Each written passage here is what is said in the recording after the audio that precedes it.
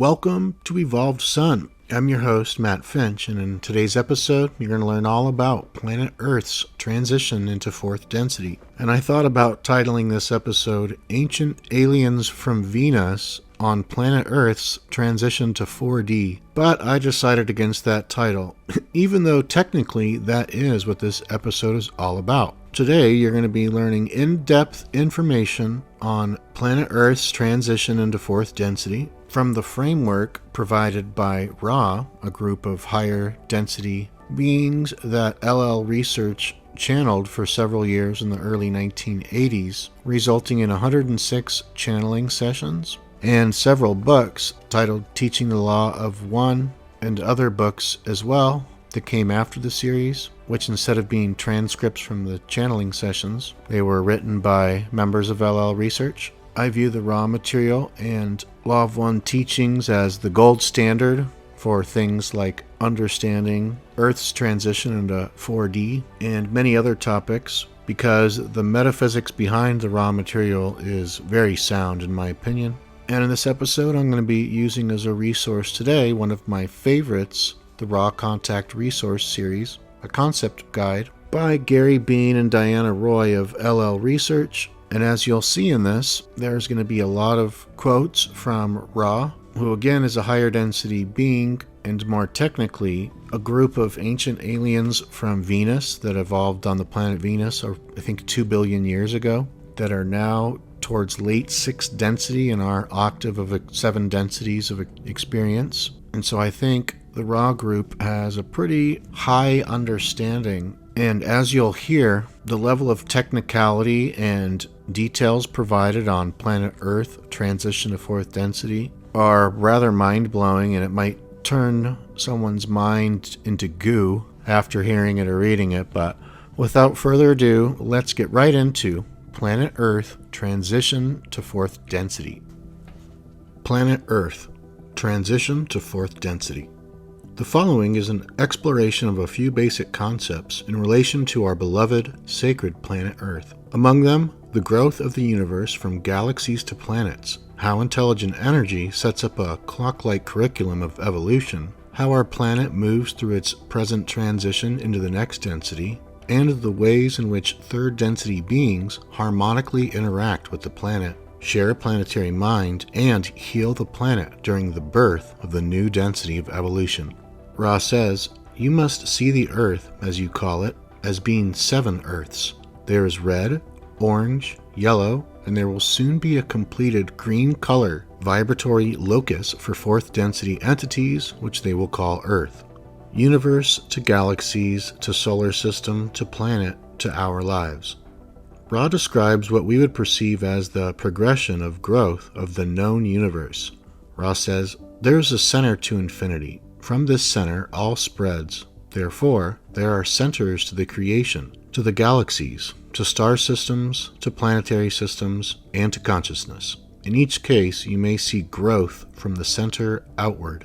The way that all spreads from this center is through the action of intelligent energy. In other words, it is not infinity spreading per se, but intelligent infinity in manifestation, aka intelligent energy, the love-light, light-love energy that is the entire creation, and it manifests or moves in a particular way.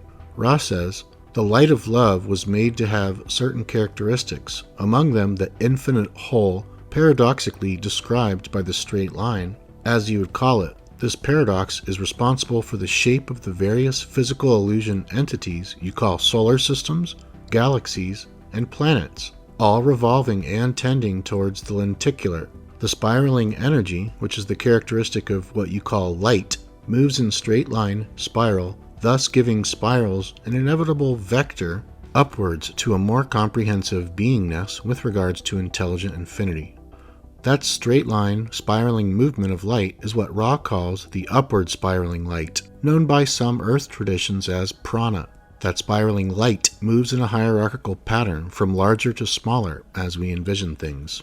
Ra says, the process of the creation of stars and planets is from the larger, in your illusion, to the smaller. Thus the co-creator, Logos, individualizing the galaxy, created energy patterns which then focused in multitudinous focuses, sublogoi, of further conscious awareness of intelligent infinity. Thus, the solar system, sublogos, of which you experience inhabitation, is of its own patterns, rhythms, and so-called natural laws, which are unique to self. However, the progression is from the galaxy spiraling energy to the solar spiraling energy to the planetary spiraling energy to the experiential circumstances of spiraling energy, which begin the first density of awareness or consciousness of planetary entities. Each logoic tier in that hierarchical pattern described above uses intelligent energy within the parameters of senior logos. Ra says, in relation to the potentiated intelligent infinity which makes use of intelligent energy, the sun body is the offspring, shall we say, of the galactic logos. The relationship is hierarchical in that the sublogos, sun, uses the intelligent energy in ways set forth by the logos, galactic center, and uses its free will to co-create the, shall we say, full nuances of your densities as you experience them. As Ra explains in the following quotes, this spiraling action mimics a three-dimensional clock face throughout the galactic environment, with intelligent energy portioned into precisely delineated regions, something akin to the hours on the clock face. And just as the hands of the clock turn inexorably and circularly from one region of the clock to the next, the start of a new hour signaling a new portion of experience, so too do solar systems circle around the center of the galaxy, moving through different quantum regions of intelligent energy. So too do planets circle around their central star in their solar systems. Though because this movement has an upward vector, it is not a circular movement but a spiraling movement through these bands of space. Ra says, visualize, if you will, the particular energy which, outward flowing and inward coagulating, formed this tiny realm of the creation. Continue seeing the rhythm of this process. The living flow creates a rhythm which is as inevitable as one of your timepieces. Each of your planetary entities began the first cycle when the energy nexus was able in that environment to support such mind-body experiences. Thus, each of your planetary entities is on a different cyclical schedule, as you might call it. The timing of these cycles is a measurement equal to a portion of intelligent energy. The intelligent energy offers a type of clock. The cycles move as precisely as the clock strikes your hour. Thus, the gateway from intelligent energy to intelligent infinity opens regardless of circumstance on the striking of the hour. Dawn asked, is there a clock-like face, shall I say, associated with the entire major galaxy of many billions of stars, so that as it revolves, it carries all of these stars and planetary systems through transitions from density to density? Is this how it works? Ra responds, you are perceptive. You may see a three-dimensional clock face or spiral of endlessness which is planned by the logos for this purpose. Electromagnetic geometric planetary energies. Thus does our little planet inevitably move through different portions of intelligent energy, or regions of space. Each region offers a new density of experience, a new quantum level of reality. When Earth cycled into the spiraling energy that supported first density, then first density began. The same was true for second and third densities. Our planet is now entering a new hour on that clock, the vibration of love and understanding. But before we speak of the fourth density, we focus for a moment on the planet's energy fields. Ra describes the electromagnetic and metaphysical energy force fields of this planet as A. being geometrically precise, B. having magnetically determined points of entry, C. receiving cosmic and other streamings through these points, and D. being akin to the same fields and points of entry of the individual mind-body-spirit complex. Ra says, imagine, if you will, the many force fields of the Earth in their geometrically precise web. Energies stream into the Earth planes, as you would call them, from magnetically determined points. The energy fields of the planet upon which you dwell in the holistic or cosmic distortions or streamings which enter the planetary aura. Love, creating light, becoming love light, streams into the planetary sphere according to the electromagnetic web of points or nexi of entrance. These streamings are then available to the individual who, like the planet, is a web of electromagnetic energy fields with points or nexi of entrance. There is a correlation between the energy field of an entity of your nature in planetary bodies, for all material is constructed by means of the dynamic tension of the magnetic field. The lines of force in both cases may be seen to be much like the interweaving spirals of the braided hair. Thus, positive and negative wind and interweave, forming geometric relationships in the energy fields of both persons, as you would call a mind-body-spirit complex, and planets. Planetary mind. All third-density entities living on a particular planet share what's called a planetary mind. This is visualized in the tree of mind, Ra's oft-used metaphor of the structure of the mind, as illustrated in this book. Moving downward through the roots of the tree, one enters the deep mind, the unconscious. The layers of deep mind progress downward from the individual unconscious to the racial mind, the planetary mind, the archetypal mind, the mind of our solar system, and the cosmic all-mind. The planetary mind, also called the Akashic Records or Akashic Mind, is the collective consciousness of all racial minds and all entities on a planet. The planetary mind also includes the consciousness of the planet itself. Don asked, I made this analogy once before, but reiterate it at this time to clarify my own thinking in seeing the planetary entity as somewhat of a single entity made up of billions of mind-body-spirit complexes. Is my viewpoint correct? Ra says, you are quite correct. The planet's material is quite confused due to the society memory complexes embedded in its consciousness. Don asked, then the planet which we walk upon here would be some form of sub-logos. Is this correct? And Ra says, a planetary entity is so named only as logos if it is working in harmonic fashion with entities or mind-body complexes upon its surface or within its electromagnetic field. When Ra says mind-body-spirit complexes in the above quote, they appear to mean that it is not just a third-density population that awakens the logoic consciousness of the planet, but the second density, and perhaps even first density as well, presumably, though, to lesser degree. When Ra speaks of entities working in a harmonic fashion, awakening the planetary consciousness, this does not, to my very limited understanding, imply a harmonious-disharmonious relationship. While I don't quite grasp it, harmonics are connected to signals, waves, and frequencies, whether acoustic, electromagnetic, vibratory, or other, where the waveforms are positive integer multiples of the base or fundamental frequency. In my intuition, it is the birth of sentience on a planet, symbiotically interacting with the planet that activates the planetary being as a logos. In the following quote, Don has asked for a brief history of all the planets in our own solar system.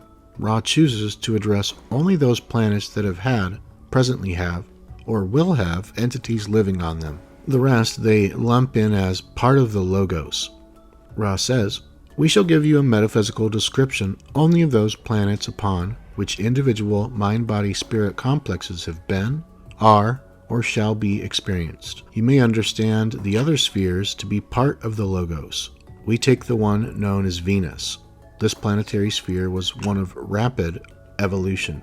So it would seem only manifest entities from the first density onward, differentiates a planet from the logos. One gets the sense, as we will soon see, that it is third density beings who consciously, or perhaps unconsciously, activate and cultivate the planet as an entity to a higher level. Our relationship with Gaia. There is a mutually impactful, inextricable relationship of shared identity on the level of planetary consciousness with our planet, whether characterized by harmony or disharmony.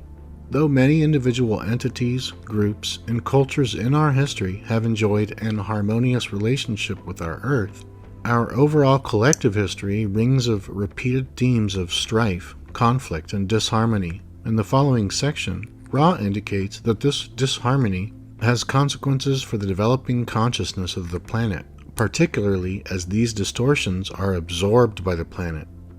Ra said, it is only when the planetary sphere begins harmonically interacting with mind-body complexes, and more especially mind-body-spirit complexes, that the planetary spheres take on distortions due to the thought complexes of entities interacting with the planetary entity. This absorption of the thoughts, feelings, energies of humanity shows up as blockage, imbalance, and misalignment in the planet's own energy field, much as it does in the individual's energy field. This causes the planet to be out of balance, both in its relationship with its own third density population and its positioning with regard to the cosmic streamings. Ross says, rapid aging occurs upon this third density planet due to an ongoing imbalance of receptor web complex in the etheric portion of the energy field of this planet. The thought form distortions of your peoples have caused the energy streamings to enter the planetary magnetic atmosphere, if you would so term this web of energy patterns, in such a way that the proper streamings are not correctly imbued with balanced vibratory light love from the, shall we say, cosmic level of this octave of experience. In a balanced individual, each energy center is balanced and functioning brightly and fully. The blockages of your planetary sphere cause some distortion of intelligent energy. The blockages of the mind-body-spirit complex further distort or unbalance this energy. There is one energy. It may be understood as love-light or light-love or intelligent energy. If an entity is not in harmony with its circumstances, it feels a burning within. The temperature of the physical vehicle does not rise, only the heat of the temper or the tears, as we may describe this disharmony.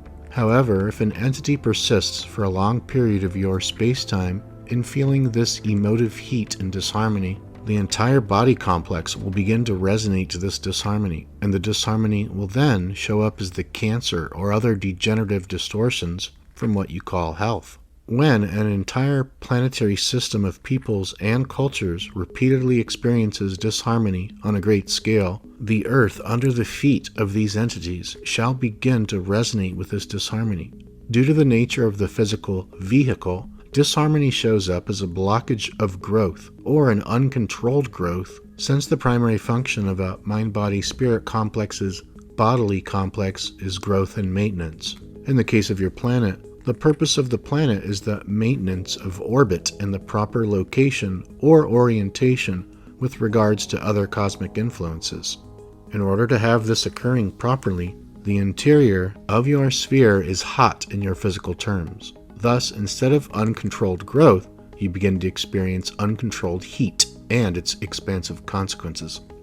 Don asks, it would seem to me the heating effect that takes place on the planet is analogous to a disease in the body and would have as a root cause the same or analogous mental configuration. Is this correct? Rob responds, this is correct, except that the spiritual configuration, as well as mental biases of your peoples, has been responsible for these distortions of the body complex of your planetary sphere. The planet's absorption of our disharmonious energies manifests in difficulties and tragedies, from premature aging to catastrophic weather patterns. This general energetic imbalance is that which Ross says many of the ancient pyramids were built to address. Quick author's note. How incredible, though, that the planet absorbs and manifests the energies of collective human consciousness. Imagine earth sciences that studied the complex and profound interrelationship between human and planetary consciousness. What understandings might we unlock? What deeper experience of our home is available to us? What gifts may we offer the planet and the planet offer us that remain completely unknown to the dominant global culture? These dynamics have been somewhat known and addressed to various degrees by Gaia-centric cultures in our history. Perhaps we might rediscover what they knew. Emerging fourth density. The existence of an interrelationship between Earth and its inhabitants briefly established, this entry returns now to the clock-like face of the galaxy in order to examine Earth's present position on the figurative clock. Ross says, the fourth density is a vibrational spectrum. Your time-space continuum has spiraled your planetary sphere and your star into this vibration. This will cause the planetary sphere itself to electromagnetically realign its vortices of reception of the instreaming of cosmic forces, expressing themselves as vibrational webs, so that the Earth will thus be fourth density magnetized, as you might call it. As Earth moves into this new vibration or energetic environment of the galaxy, Ra identifies love and understanding. It is being met with a different order of spiraling energy. The Earth, then, must realign its vortices of reception to welcome this new energy and activate, or birth, a new density of experience. However, that birth is made problematic by the disharmony described above, summarized concisely in 40.8, when Ra says that the third density climate of planetary consciousness is retarding the process. What does this mean for the human population to be retarding process? Gaia herself is moving into and ready for the full activation of fourth density, but the third density population on her surface lags behind, shall we say. Don asked, what is the density level of our planet Earth at this time? Ra said, the sphere upon which you dwell is third density in its beingness of mind-body-spirit complexes. It is now, however, in a space-time continuum fourth density. This is causing a somewhat difficult harvest. This mismatch between a planetary population that is disharmoniously and distractedly stuck in third density, continuing to ignore the ways of love, and a planet occupying a new spatial region of fourth density vibration of love and understanding, creates, as Ra indicated, difficulty. Don asks, what is the position of this planet with respect to progression of the cycle at this time? Ra says, this sphere is at this time in fourth dimension vibration. Its material is quite confused due to the society memory complexes embedded in its consciousness. It has not made an easy transition to the vibrations which beckon. Therefore, it will be fetched with some inconvenience. This is going to occur with some inconvenience, as we have said before, due to the energies of the thought forms of your peoples which disturb the orderly constructs of energy patterns within your Earth spirals of energy, which increases entropy and unusable heat. This will cause your planetary sphere to have some ruptures in its outer garment while making itself appropriately magnetized for fourth density. This is the planetary adjustment. Don asks, how does a third density planet become a fourth density? Ra responds, the fourth density is, as we have said, as regularized in its approach as the striking of a clock upon the hour. The space-time of your solar system has enabled this planetary sphere to spiral into space-time of a different vibrational configuration. This causes the planetary sphere to be able to be molded by these new distortions. However, the thought forms of your people during this transition period are such that the mind-body-spirit complexes of both individual and societies are scattered throughout the spectrum instead of becoming able to grasp the needle, shall we say, and point the compass in one direction. Thus, the entry into the vibration of love, sometimes called by your people the vibration of understanding, is not effective with the present societal complex. Thus, the harvest shall be such that many will repeat the third density cycle. The energies of your wanderers, your teachers, and your adepts at this time are all bent upon increasing the harvest. However, there are few to harvest. The critical role humans play in slowing and distorting the movement into fourth density highlights their responsibility with regard to this transition. Ra says, in your space-time, you and your peoples are the parents of that which is in the womb. The Earth, as you call it, is ready to be born, and the delivery is not going smoothly. When this entity has become born, it will be instinct with the social memory complex of its parents, which have become fourth density positive. This is the work of every entity on Earth oriented toward love and understanding, and, as Ra indicated above, this is the work that defines the very reason the Wanderer incarnates on Earth. And, as Ra indicated above, this is the work that defines the very reason the Wanderer incarnates on Earth, to aid the harvest and lighten the planetary vibration, as the next quotes communicate. Lightening and healing the planetary vibration.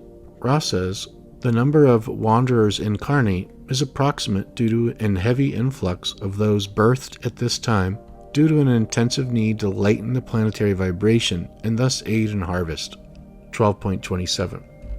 The overriding reason for the offering of these brothers and sisters of sorrow in incarnative states, aka wanderers, is the possibility of aiding other selves by the lightening of the planetary consciousness distortions and the probability of offering catalyst to other selves, which will increase the harvest. 52.9.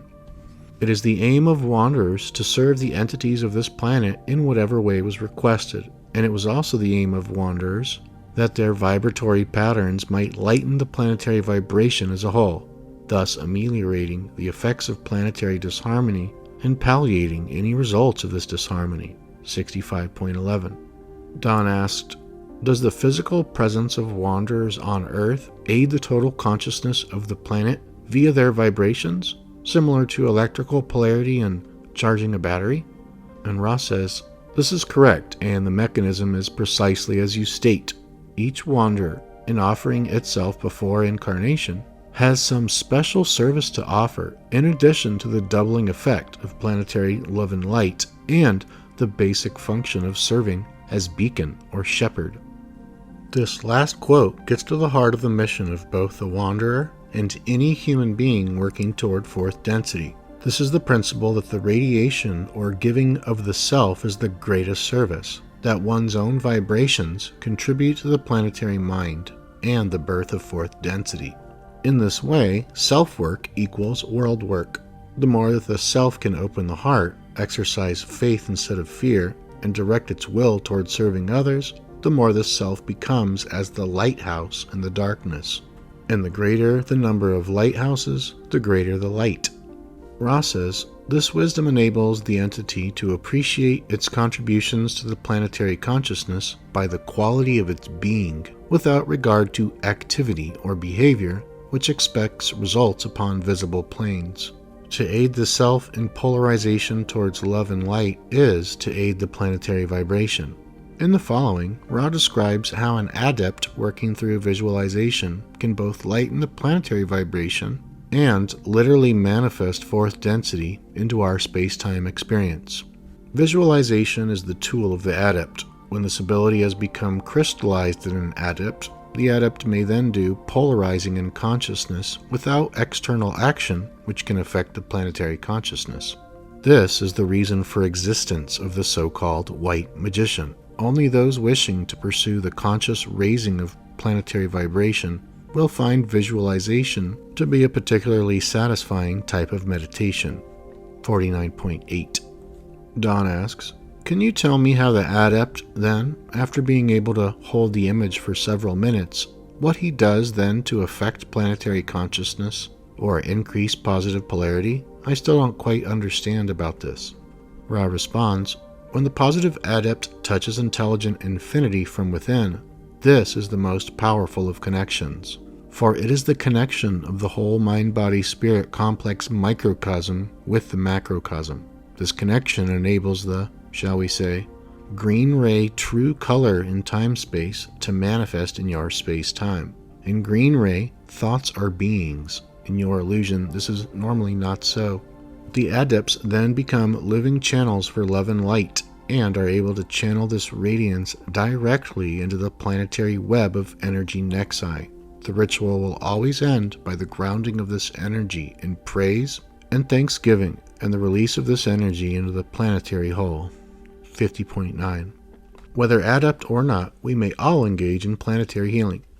Don asks, and then, can you describe the mechanism of the planetary healing?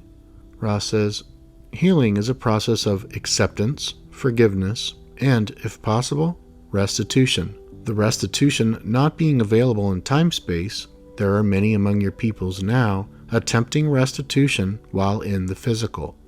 Don asks, how do these people attempt this restitution in the physical?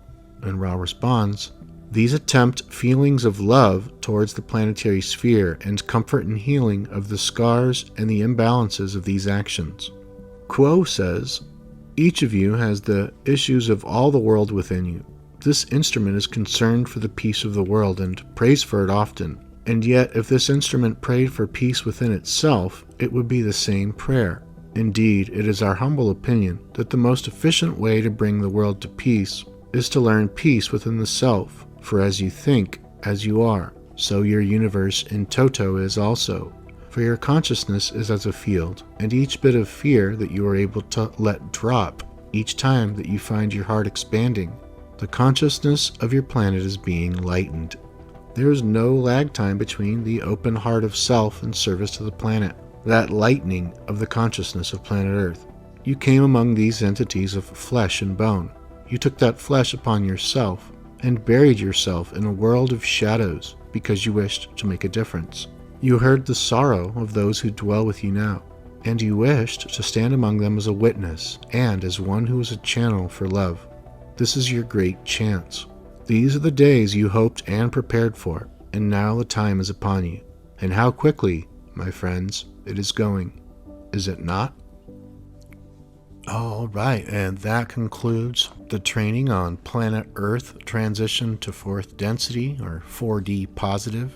This area has been one of a lot of confusion I've noticed in the New Age and spiritual communities. I read almost every book written by Dolores Cannon, and I remember in several of her books, or at least a couple of them, namely Three Waves of Volunteers and The New Earth, talked about how the New Earth, or the 4D Earth, would manifest, and it was much more of a New Age wooey-woo description on the process, and not a lot of resonance with me.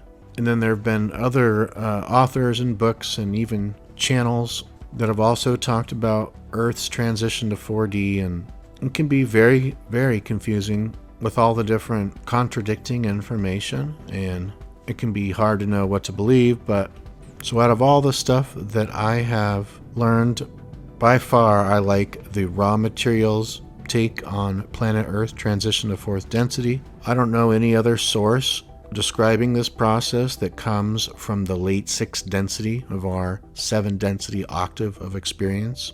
So until I find a source describing the 4D transition that is from 7th density or beyond, I think I'm going to stick with the raw material. For somebody like me that was always either agnostic or a spiritual believer but not religious and not atheist, I needed to have something really technical that to me was able to explain the nuts and bolts of how things work, because for me, I needed that type of stuff. I needed the raw material in the Law of One books to hear from Ra in these highly technical communications, narrowband, trans-channeling sessions, for me to really, really, really believe that there was a purpose and a plan and an intelligent creator. I knew for so many years in my adult life that if I could just believe in God and the creator and Jesus and whatever, like so many people had this crazy awesome faith, this powerful faith. I knew friends that were Christians and other religions and people that were highly spiritual, and I just wished that I could believe as much as they did, because it seemed like it made life so much easier to deal with that type of faith. So the raw material was my way of unlocking faith that there is a purpose, there is a plan, and it's more marvelous and beautiful and wonderful and trippy than anyone's imagination could ever dream up. And with that being said, thanks so much, my friend, as always. Take good care of yourself, and I'll see you on the next episode.